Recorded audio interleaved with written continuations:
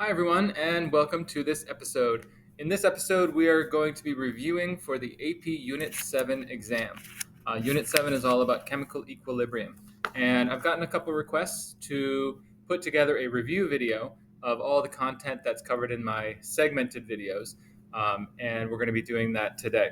I should note that we're going to be doing a few pause the video moments, so have your pen and paper ready to go.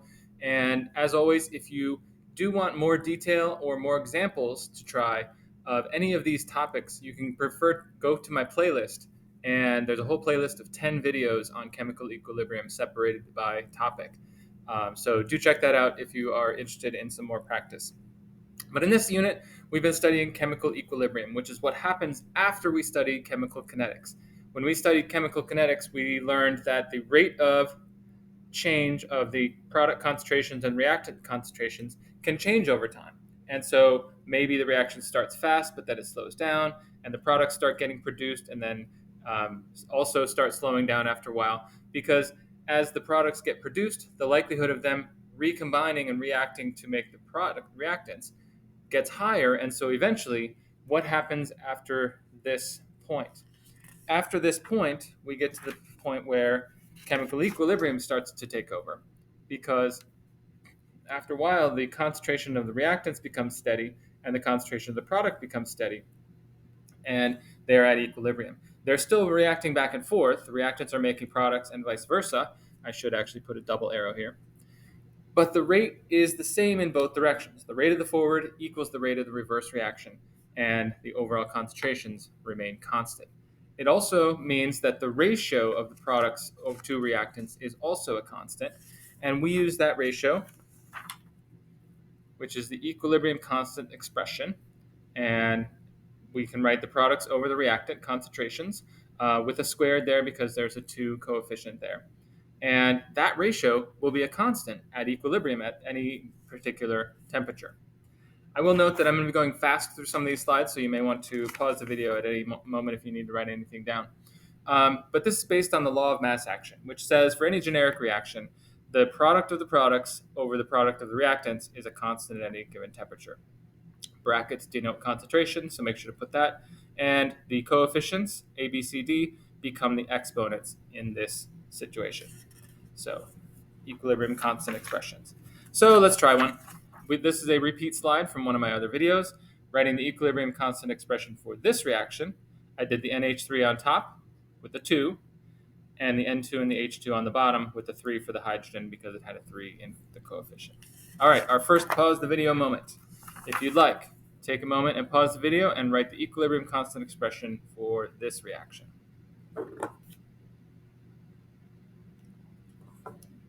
And fantastic.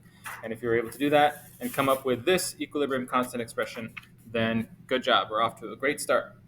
I'm going to be referring to this reaction several times just to kind of keep things straight so you don't have to write down a whole bunch of new reactions. Now, we also learned that we can represent an equilibrium constant expression based on pressures instead of concentrations because pressure is proportional to concentration under the same conditions. It looks a little different, but the idea is the same, products over reactants with their coefficients as the exponents. And we looked at one example in our video on pressure equilibrium. And this reaction here, we said, okay, you notice how it's different. There's P's instead of brackets. There is parentheses around it instead of the square brackets. Pressure of SO3 squared, pressure of SO2 squared, and then the pressure of O2. And we actually went ahead and solved the Kp value in that one. But going back to our reaction of the day, our second pause the video moment, if you'd like to try it, take a moment and write the equilibrium constant expression Kp for this reaction. Okay, great. And my equilibrium constant expression Kp looks similar to my Kc expression, but again, P's instead of brackets and parentheses instead of brackets. So it looks kind of like that. All right.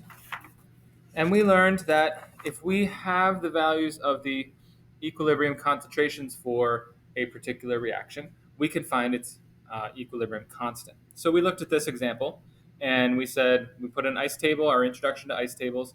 We had the final concentrations. We plugged them into our equilibrium constant expression. I always say it's always a great idea to write the blank equilibrium constant expression So anybody knows what you're doing, and it's very clear. So we plugged them in, and we got a value of 55.6. All right. Our third pause the video moment. Same reaction. Calculate the value of the equilibrium constant Kc using the equilibrium values below. Take a moment and pause the video and see if you can come up with the value for Kc.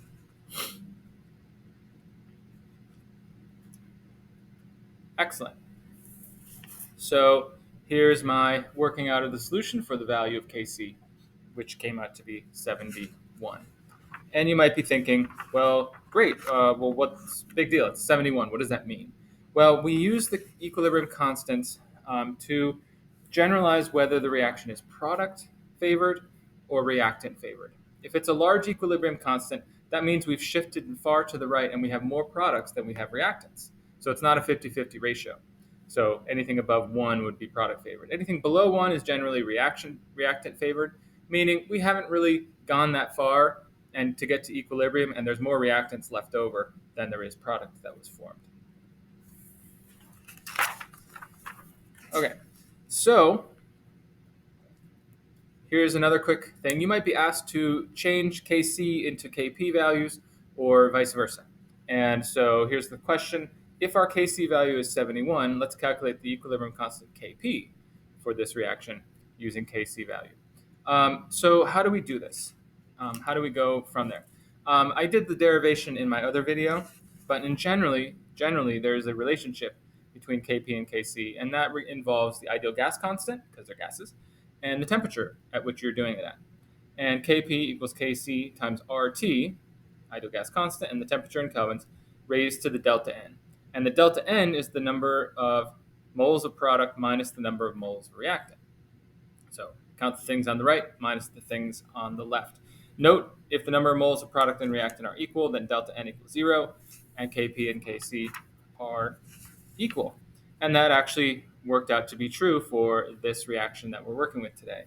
Kp is Kc. I put out the whole formula there. Kc was 71. R is the 0.0821 and 298 Kelvin. And then, but there's no difference. There's two molecules making two molecules. So they actually end up, this whole thing becomes a 1, and Kp is equal to Kc. So for more practice, you can check out that video as well. Okay, you might be asked to manipulate an equilibrium constant. And like, what if the reaction gets reversed? Or what if the reaction gets doubled or tripled or something like that? If the reaction is reversed, the new K value is just the reciprocal of the old K value, because you now have just reversed the reaction, and now the reactants became products, the products became reactants, and it's just flipped. If the reaction is multiplied by some factor n, the new K value is K raised to that n. The math works out that the multiplier becomes the exponent in this reaction. Okay, so let's try one. So our original reaction was N2 plus O2 makes 2 NOs. But what if the reaction was flipped like this and multiplied by 2 to get 4, 2, and 2 instead of 2, 1, and 1? Take a moment and see if you can see what the reaction equilibrium constant is for this reaction. Okay, and I came up with the value of 1.98 times 10 to the minus 4th. So if you got that, great, we're on the same page and we can manipulate our equilibrium constants. Okay, we're moving quickly. Heterogeneous equilibrium. It's a fancy word for equilibria that contain things in different states, like solids, liquids, gases, and aqueous. And so does this change anything? Well, it changes one thing in particular, and that is we are going to omit the solids and the liquids. Solids and liquids have constant concentrations, and they would be wrapped into the original equilibrium constant. So check this out. I have solid, gas, and so I'm only going to include the gases in my equilibrium constant expression. I'm not going to include the solids, so my equilibrium constant expression looks like that. All right, our next pause the video moment. Here's a heterogeneous equilibria, and see if you can write the equilibrium constant expression for this reaction. And if you omitted that solid on the right-hand side but kept everything else, then you did it correctly. We would have the water on the top, NH3 squared, and the CO2 raised to the first. Okay. And we also learned about something called the reaction quotient. And the reaction quotient allows us to see if the system is at equilibrium at this point or if it needs to get to equilibrium. And so it gives the position of the equilibrium at any time and can be used to determine whether future change will occur. So notice that the K expression and the Q expression are the same, but the Q contains current conditions, not necessarily equilibrium conditions. And what we do is we figure out our Q value given whatever numbers we have and compare it to K. And if Q is less than K, we're going to go reactants making products, it's going to shift to the right. If Q is greater than K, reactants will make the products, the opposite will occur. And if Q happens to equal K, then we know we're at equilibrium, and you can probably hear the molecules holding hands and singing songs and generally being happy because they're at equilibrium. Okay, here's an example we did in one of our other videos. We plugged in, for this reaction, the 3 concentrations, and we got a Q value of 172. We were told that the K value is 120. So since Q is greater than K, the reaction is going to shift left to get to equilibrium. All right, you try. This is our next pause the video moment. Here's some initial conditions for our reaction in question today. Take a moment and see if you can find the Q value and which direction the reaction will shift. And again, we have a situation where the reaction will shift to the left to make more reactants because my Q value came out as 94.5 instead of 71, which is what it was before. So, all right, great. And then we get into the real fun of solving equilibrium problems. And we get to these questions where we're trying to find the final concentrations. We know what K value is, but we don't know the final concentration. So this is, again, an example from another video. Kc equals 25. If 0.4 moles are placed in a 0.5 liter flask, calculate the concentration of all components at equilibrium. This is where we use ice tables, and we plug in X. We plug in the initials, and we don't know how far it's going to shift yet, so we need an X value. So this is going to go down 2X because there's 2 of them. This is going to go up by X, and that's going to go up by X. And we get our final values, we plug them in, and we have to do some algebra, and it gets ugly sometimes. I'm sorry about that, but hopefully you're able to handle that. In this case, I took the square root of both sides to just simplify things, and I got an X value of 0.67 on that one. So that was my example. Now, again, pause the video if you'd like a little bit of a challenge. Here's our reaction again. For the reaction above, the Kc value is 71. Same temperature. If 0.5 moles of each reactant are placed in a 2-liter container, what are the equilibrium concentrations of all species?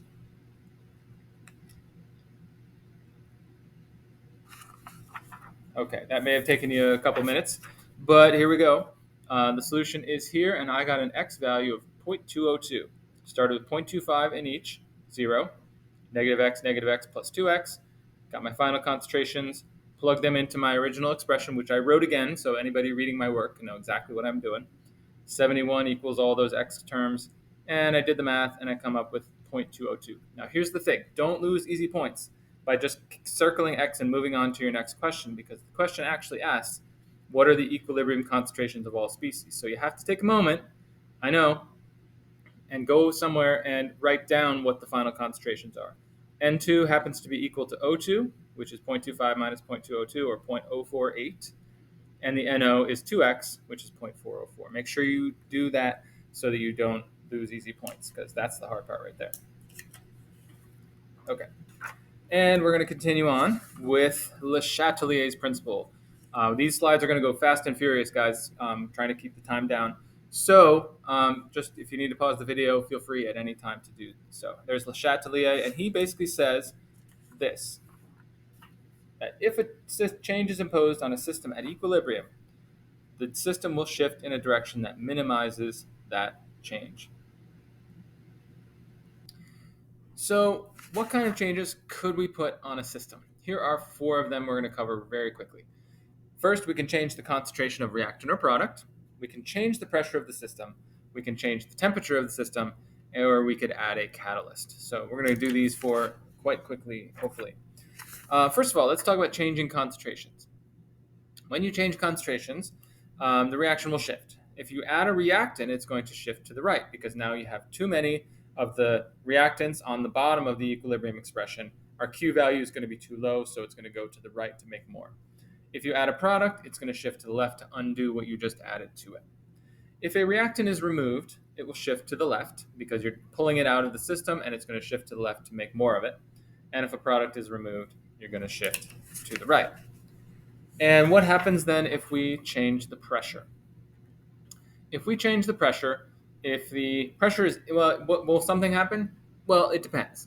It will try to get and respond to either increase or decrease the pressure in response. So if the pressure is increased, the reaction will shift to the side with fewer moles of molecules. So you got to look at your equation and say, does either side have fewer moles of molecules? It's going to go that way. If the pressure is decreased, the reaction will shift to the side with more moles of molecules to sort of create more pressure along the way. And there's a couple of ways we can change the pressure. One is by adding a reactant or product. So that's kind of like number one, changing the concentration. We could also change the volume of the container. Okay, so what happens if we make the container larger? Suddenly the equilibrium system says, oh, there's a lot more space in here. Let's move to the side that has more molecules to fill up that space. So make more molecules, fill it up. And you have to look at your reaction to find out which side has more molecules. If you had, and make this container smaller, right, and just crunch them in there, the molecules will say, oh, well, there's not enough room in here anymore. Let's shift to the side with fewer molecules to sort of ease that pressure. So again, just look at your reaction and count on both sides. If there's neither side that has more or less, if there's equal numbers of moles on either side, nothing will happen because there's no benefit to shifting left or right. Now, public service announcement about this next one. Somebody is going to ask you this question, and they're going to be trying to trick you. They're going to make it all official sounding and say, we're going to increase the pressure by adding an inert gas like helium or argon or radon or something like that. And you're going to be tempted to say, oh, the pressure's going up, it's going to shift left or right based on this other stuff. But what you need to do is realize that that's a trick question and don't get fooled by it. There's going to be no change to the system because the partial pressures of the things in the equilibrium system have not changed. So no change to the system. Don't get fooled. You can just blow right past that. All right, next thing. What happens if you raise or change the temperature? If you change the temperature, will anything happen? Well, it depends. It depends on whether the reaction is exothermic or endothermic. If heat is added, temperature going up, the system will use up heat in the endothermic direction, which is either left or right, depending on the reaction. Heat removed, the system will shift in the exothermic reaction to produce some heat. And so let's look at general examples of that. It may be helpful for you to think about heat as a reactant or product. All right, in an exothermic reaction, heat is produced. In an endothermic reaction, heat is consumed. And so, for example, if I add heat to this reaction, it's going to say, oh gosh, it's getting hot in here. Let's use up some of that heat. And so it's going to go this way and use up some of that heat. But if I cool down an endothermic reaction, it's going to say, oh, it's getting cold in here. Let's shift to the right and make more heat to warm it up. And the opposite occurs for endothermic reactions. If I heat up an endothermic reaction, it's like adding a reactant, and it's going to shift to the right to consume some of that. All right, another way to say it is whether the temperature increases or decreases and K increases or decreases. And I made a table here. You can copy it down. But the summary of it is that endothermic reactions, the K responds with the temperature. So if the temperature increases and K increases, it's endothermic, right? So increase the temperature, it'll go to the right. That's a higher K value. And if it decreases in tandem with each other, it's also endothermic. But exothermic reactions actually go in opposite directions. Higher the temperature, the K decreases because it's going back to the left, and vice versa. So maybe that's helpful for you. Another public service announcement, guys, get ready. They're going to ask you a question. You'll be asked this question, and it's going to sound really official, and it's going to stress you out probably a little bit. But they're going to say, we have an equilibrium system, and we're going to add a catalyst to it. Let's make it fancy, like a platinum iridium catalyst and all this stuff. And it's going to make you think, oh, it's going to shift to the right, it's going to make more products, it's boom, it's going to go. But it's actually not. There's going to be no change to the system. The rate at which the system reaches equilibrium will change, but K itself will not. So try not to be fooled by that. Hopefully that's helpful for you so you're not fooled. Okay, your turn. And for our fun reaction we're studying today, I came up with some changes I could make to that system. Take a moment, pause the video, and see how well you understand Le Chatelier's principle.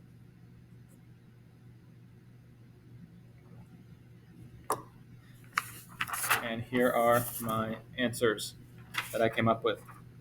If more NO is added, that's a product, we're going left.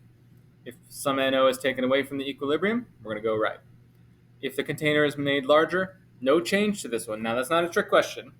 It's just that there are only 2 moles of molecules on either side of the arrow, so it's not going to benefit to shift one way or the other. Heat is added to the system. Now, it's endothermic. Heat is a reactant. So if I add heat to the system, it's going to the right to use up some of that heat. The temperature is lowered. Now we want to produce heat. That's a reactant, so it's going to go left. And I tried to trick you with the last 2 questions about catalysts and helium. And if you put no change to those, congratulations, I was not able to fool you on those.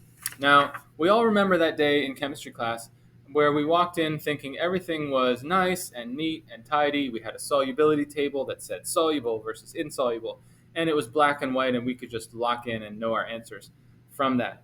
And then that day, your chemistry teacher comes in and says, about that, it's not quite right.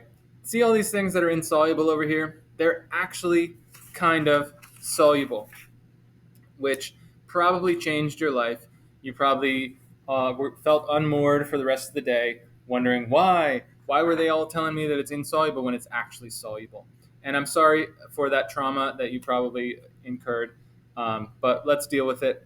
Turns out even something like lead chloride, which is insoluble on this table, actually dissolves a little bit, setting up a little equilibrium. Most of the solid stays down here, but it is manageable. Some are dissolving, some are undissolving.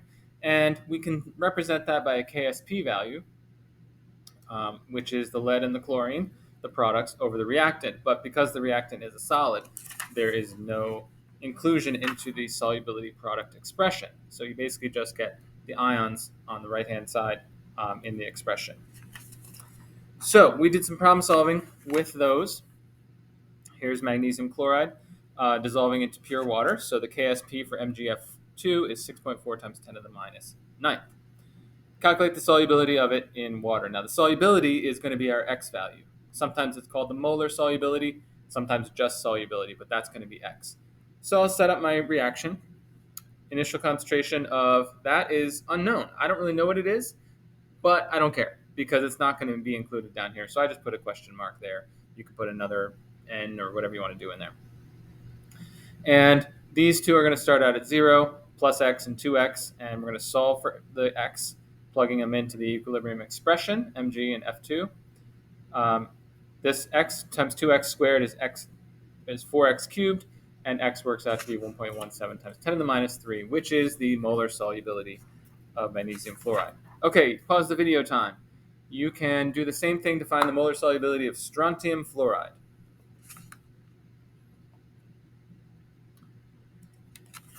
And if you were able to find the molar solubility to be 5.42 times 10 to the minus 4th, congratulations. And don't just lose easy points by circling this and running off to the next question. Make sure you answer the question that's there. The concentration of strontium is actually X, which is 5.82 times 10 to the minus 4th. Concentration of fluorine is 2X, which is 1.6 times 10 to the minus 3rd moles per liter. All right, now let's do another example with the magnesium fluoride. Magnesium fluoride, what if I tried to dissolve it into a solution that contained fluorine already into it, like some sodium fluoride? Well, similar process, except it's different because now you're going to have an initial quantity of fluoride. So it's got to be 0.1 instead of 0. So you might have an initial quantity in there. This is an example of something called the common ion effect. And if I put that in there and solve for X normally, like I have already, I get a value of 6.4 times 10 to the minus 7, which is less than the 1.17 times 10 to the minus 3rd before. And so The common ion effect basically says it's an effect that suppresses the ionization of an electrolyte when there's already some of that in there. And it's like adding a product. It's going to shift it back to the left, and less will be reacting or dissolving. And so that's the common ion effect. So your turn. Pause the video again and see if you can solve for the molar solubility of strontium fluoride or the concentration of strontium in a solution that already contains strontium nitrate.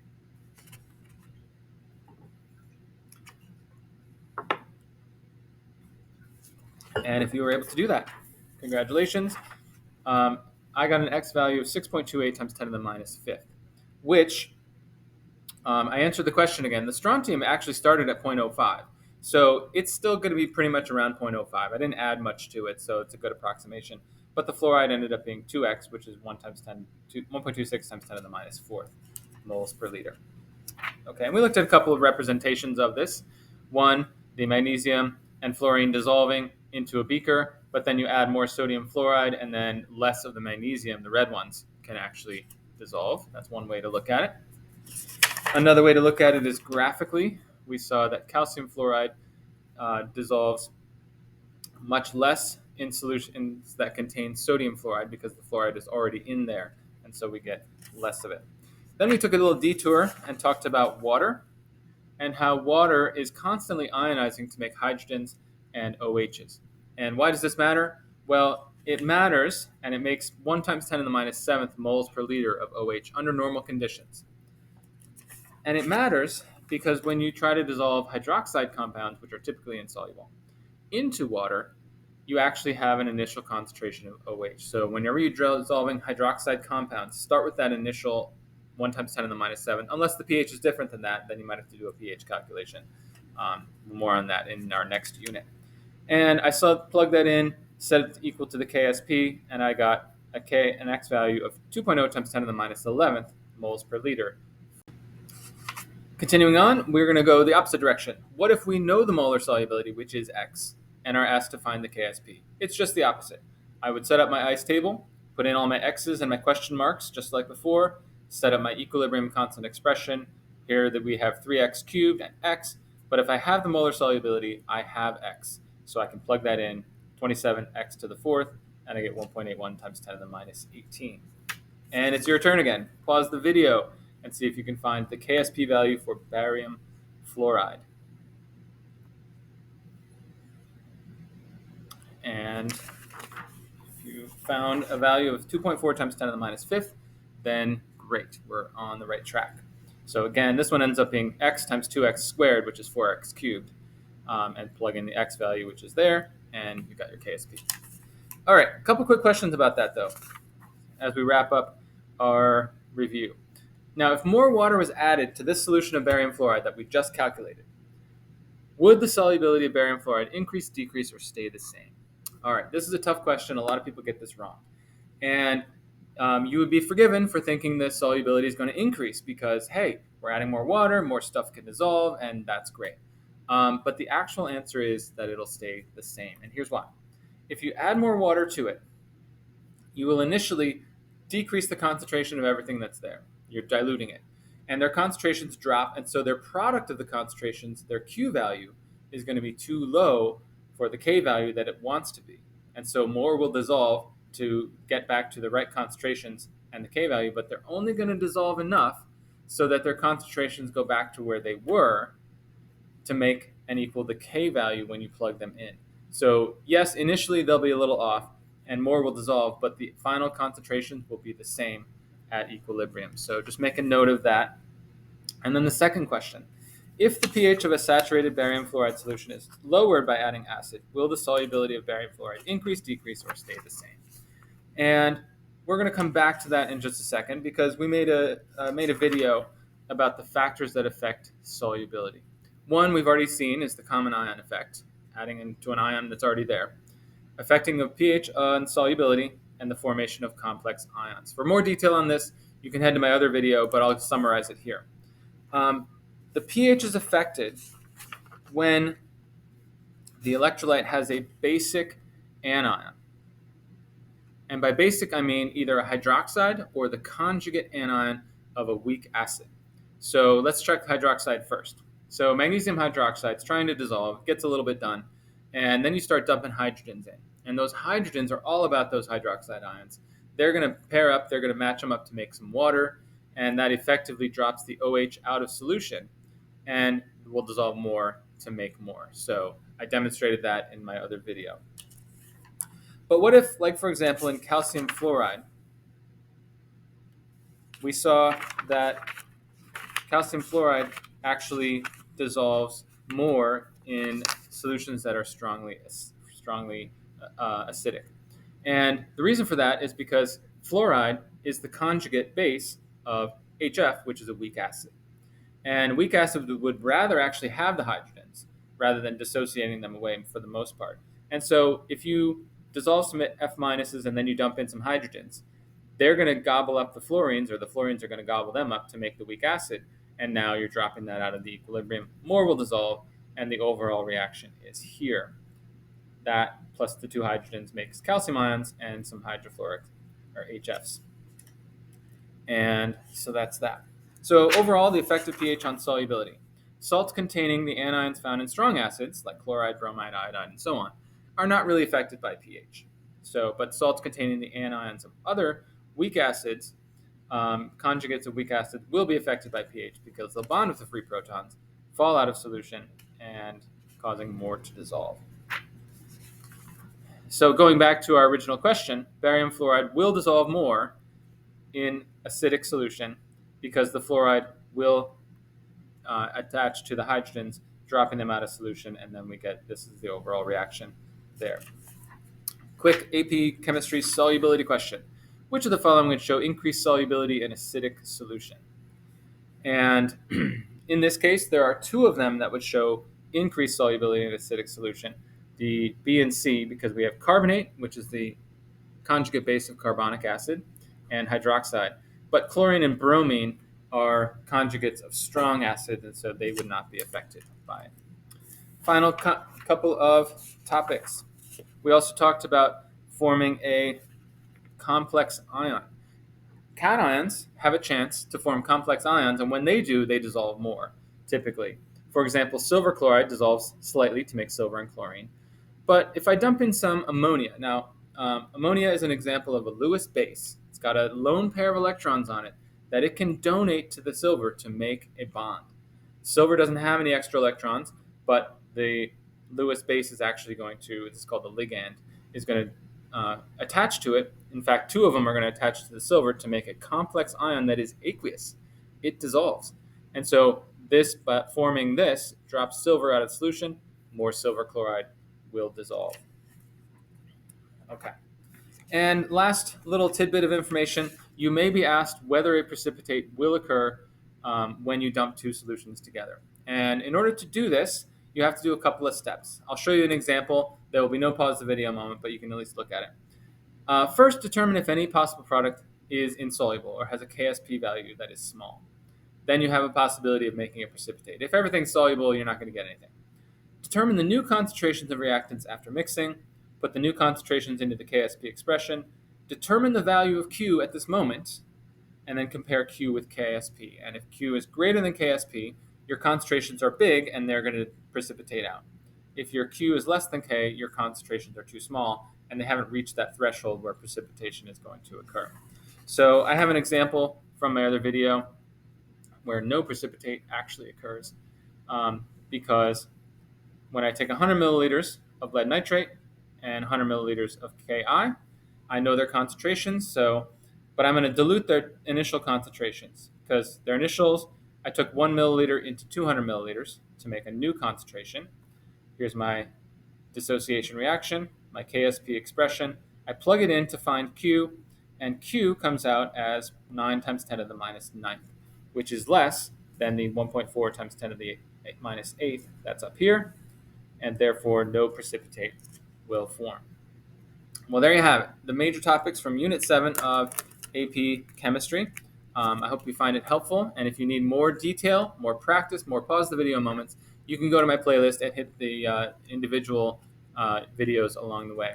In the meantime, if you have questions, send them to me in the comments or directly, and in the meantime, have a